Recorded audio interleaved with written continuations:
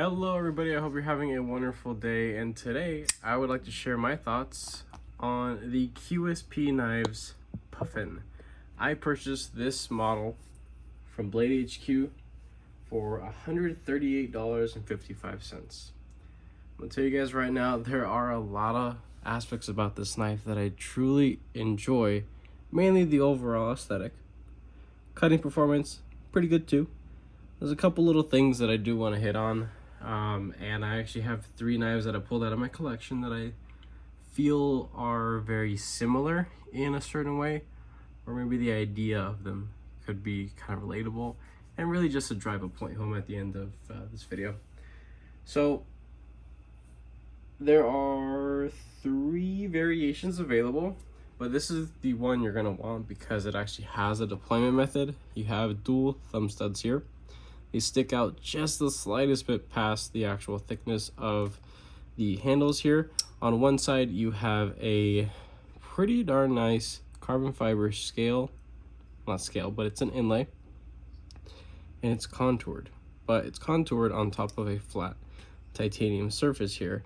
So that kind of leads to some little voids and gaps, like right over there, right over there. It's lipped right there. Just some of these little things, they just they kind of look a little funny, a little weird. Not the biggest fan of that, but it's really just a visual thing. The carbon fiber on itself is wonderful. There aren't any actual voids or tear out, or any weird like marks or fraying of the actual carbon fiber. It's actually very well finished, as well as the actual lock site here. You have a hardened steel insert right in there, and even though there is a pretty large inlay here, they still went ahead and did some internal milling, so that is quite wonderful. Let's do some specs. The overall length is 7 inches. The blade length is 3.125. Cutting edge is right at 3 inches. So I'm not saying that this is going to be legal to carry in areas where 3 is the max, but it might just pass, possibly. The blade material that they're using here is excellent at this price point. It's S35 VN. That's good to go blade material that has a lot of elements to it that make it just a wonderful blade material at this price point. It really is. It's good stuff. It's a drop point. It says it is flat ground, not fully flat ground. You can see here there is a flat part up here that's about 1/3 of the actual height of the blade itself. It would have been cool if it was a hollow. I think that with how the stock thickness of this is, and there's a good bit of meat out to that tip there, I think it would have definitely benefited from having a hollow grind. That would have been pretty cool. Of course, we have a QSP overseas in China. They have their weight at 3 ounces, and we could just go and check that really quick just for fun. 3.1, no big deal. 3-inch blade, 3 ounces essentially. That's good to go. Let's do some size comparisons here. Let's get this centered up. So let's start with Spyderco's. Here we have the Spyderco PM2, the Native 5, and my Native 5 has some rust on the freaking edge because it's M4, and I can't remember what I used to cut with it last, but hey, that's what happens with M4, and if you don't keep it clean, so keep your shit clean. Use your shit, just keep it clean.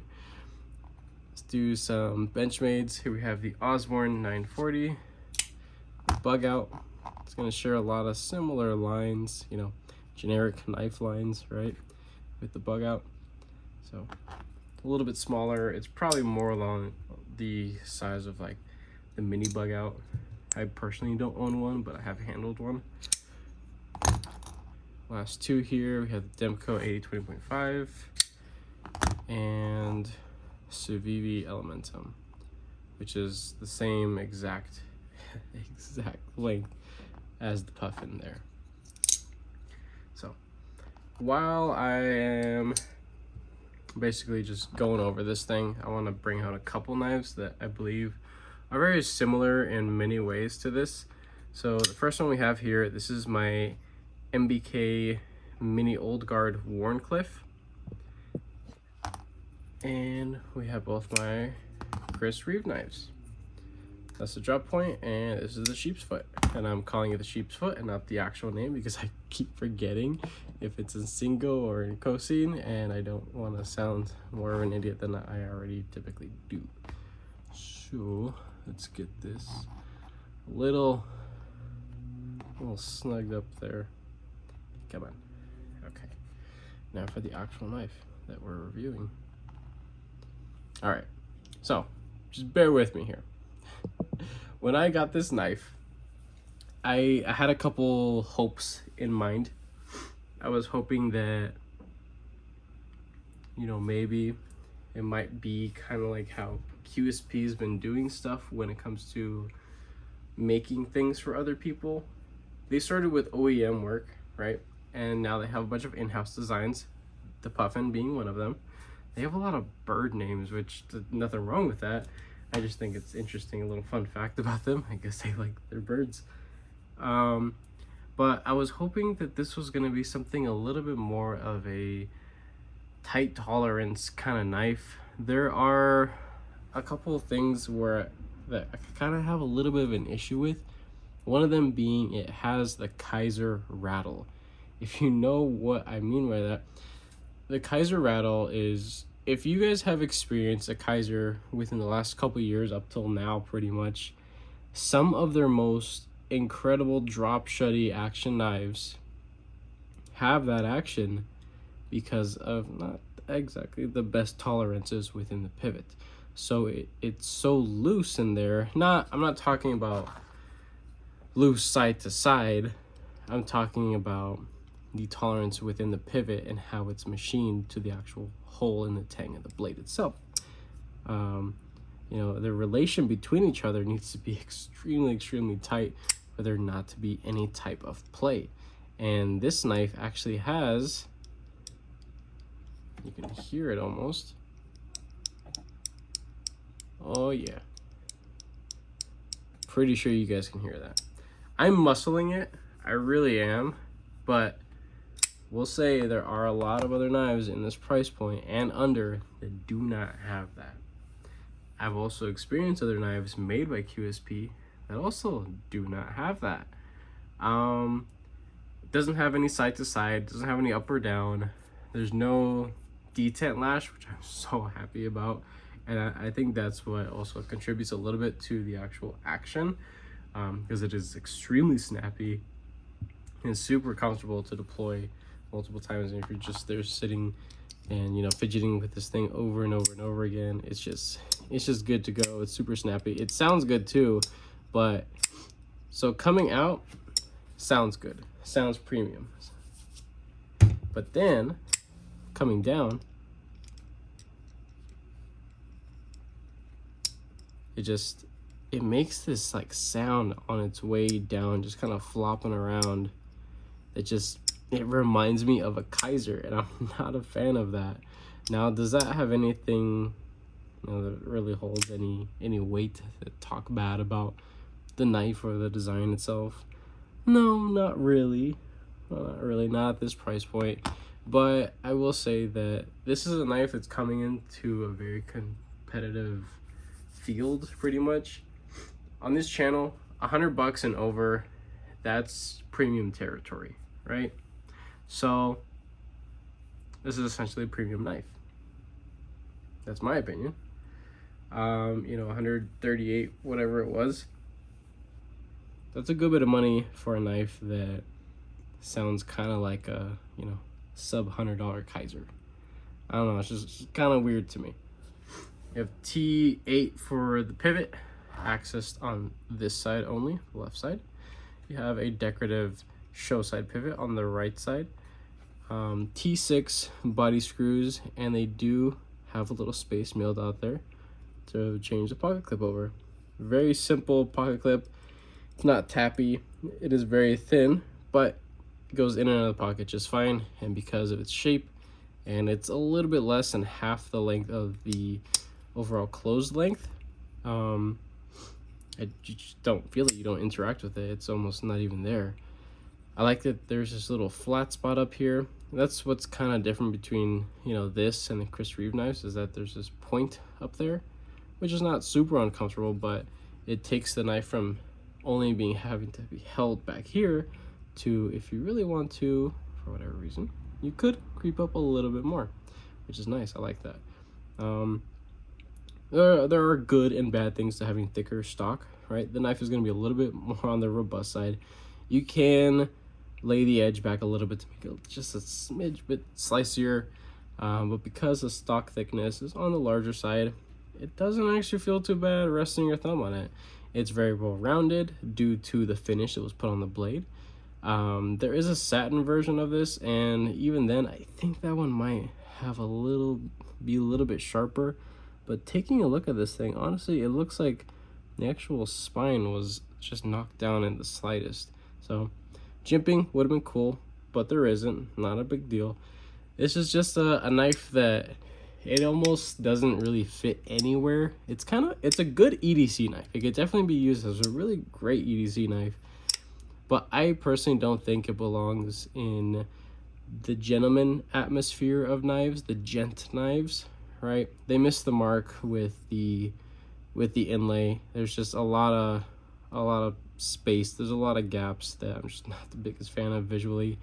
If it was flat, if it was completely flat, now yeah, sure, a flat scale would honestly look a little cheaper than a nice contoured scale. But if it was done right, it wasn't. It doesn't fit, you know, in a tactical sense, and it's also not something that's kind of like these knives where they're, you know, tighter tolerances, super tight tolerances, and the fit and finish is, you know, something that like a lot of companies should aspire to be like. But at a quarter of the price of a Chris Reeve and maybe half the price of the MBK, you are still getting a good bit of knife here. Now, I was thinking, just wondering, if QSP or anybody that is affiliated with the company, if they were to see this video, I think that this exact model, these exact same lines, they could be huge.